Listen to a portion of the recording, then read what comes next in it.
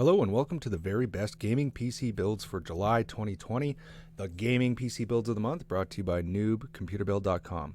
We have the 4 gaming PC builds of the month as per usual, the $1,500, $1,000, $700, and $500 gaming PC builds. These builds, first and foremost, should be chosen based on your budget, and then secondly, your performance goals, and these are categorized to maximize performance at certain resolutions, so keep that in mind as we go through this. First, before we start, I thought these builds were going to look a little bit different this month with Intel's Comet Lake CPU releases recently, and that is the 10900K, 10700K, and 10600K CPUs. They are phenomenal CPUs, and they do quite well at gaming. However, they did not make it into this article for a few different reasons. They just didn't serve enough punch per value upon release here. So the prices that we have currently at the time of recording this, $530 for the 10900K, $409 for the 10700K, and $285 for the 10600K. It didn't make sense when you put them side by side towards the Ryzen CPUs that we include in the builds below. So keep that in mind. They're not bad CPUs. They will do really good for gaming. So if you do want to go that route, we might include them in the future if prices go down and they make sense. But right now, you do need to buy another CPU cooler when you buy these, and you do need to purchase the new Intel motherboards to go along with them. So keep that in mind. But currently, they do not beat out the Ryzen CPUs, in our opinion here, for these particular builds. All right. Moving on, the first build, the $1,500 gaming PC build. Those that want to game at extreme settings, at high FPS, at resolutions, at high refresh rates, at 1080p into 2K resolutions, and it'll even play good 4K gameplay, and even more so if you upgrade the graphics card, assuming you have the budget. CPU we have is the AMD Ryzen 7 3700X at $273.74 currently.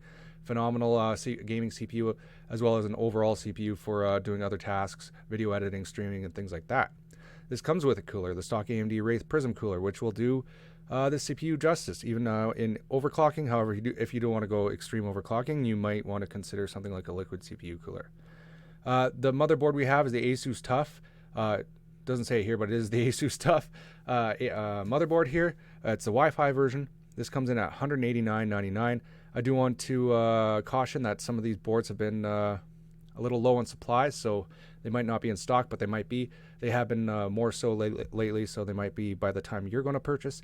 You could consider an alternative like the Asus Prime X570p, or look for other alternatives if they're not available, or keep checking every day. But this is the one we are recommending here. Sorry. Graphics card we have is the GeForce RTX 2070 Super. This is the MSI version here that you see here, the super overclocked, at $519.99, which is a really great graphics card and the real power driver on this build. The memory we have is a Crucial Ballistix 3200 megahertz 16 gigabyte kit at $73.99. Storage we have is Western Digital Black 1 terabyte NVMe M.2 SSD at $134.99, which is great. This goes up to 2 terabytes if you wanted to throw more money at it, or just upgrade your storage later. Power supply we have is the Thermaltake Tough Power GF1 750 watt 80 plus gold efficiency power supply. Finally, power supplies are becoming more available and more in stock. This one's at $116.26. I do also recommend the EVGA Supernova 750p2. This is a really great power supply. However, I have not found it available in the last 3 months. But if it is, I would recommend it for around the same price. PC case, the Lee & Lee Landcool case that you see here. This is a case that really punches above its bracket, I think. It comes in at $100.99. It really looks great, and a lot of people, including myself, think it looks it kind of looks better than what it's even priced at. So highly recommend it. This build comes in at well under $1,500 this month at $1,410. Moving on to the next one, the $1,000 gaming PC build of the month. This is for those that want to game at extreme settings at 1080p or even higher settings at 2K resolutions. This comes in with the AMD Ryzen 5 3600X CPU at $249.99. This comes with a Wraith Spire cooler. Paired with it this month is the newer version of motherboard, the B550. This is the ASRock B550 Phantom Gaming 4. Motherboard at $114.99, comes straight out of the box, compatible with Ryzen 3000 CPUs, no worrying about flashing BIOS and things like that. including the new features for the B550 motherboards. So that's great. Graphics card we have is the XFX RX 5700 XT, $379.99. Memory we have is the same as the $1,500 build, the Crucial Ballistix 3200 megahertz 16GB kit at $73.99. We have the 500 gigabyte version of the Western Digital Black NVMe M.2 SSD at $79.74. Power supplies, the Thermaltake Tough Power GF1 650 watt version. You could also consider the EVGA 650 80 plus gold semi-modular one as well. Might be a little less if it's available. $109.99. And in this case, we've included a few times in this particular build. This is the Fantex Eclipse P400. This is the white version. It does come in other colors as well. $79.99 at $1,088. So a bit over budget this month. Thirdly, we have the $700 gaming PC build.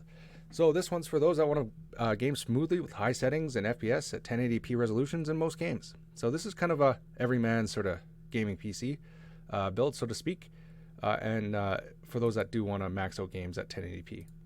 CPU, AMD Ryzen 5 3600, $200 right now, so it's relatively affordable.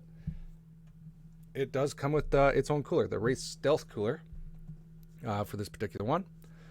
We also include another B550 newer motherboard. This is the ASRock B550M HDV. This is a micro ATX one, so a smaller form factor at $79.99. And then we have the graphics card for this one is the GTX 1660 Super again. This comes in at $249.84. Memory we have is an 8GB kit of Crucial Ballistix 2400 megahertz memory at $34.99. We have a SATA SSD, the Western Digital Blue 500GB SSD at $64.99. Power supply, Thermaltake Smart 500 watt basic power supply that does the trick at $44.99. And then a case to pair with this is a micro ATX small form factor case, so a smaller case for a smaller motherboard. The Cooler Master Box, which we've included in this build a few times, $47.63, and this comes at just over $700, $733. And finally, the $500 gaming PC build. This is that sort of build if you're just, what I would describe as if you're just getting into gaming PC building, and maybe you're a console gamer and you're looking to break into the PC building world or PC gaming world.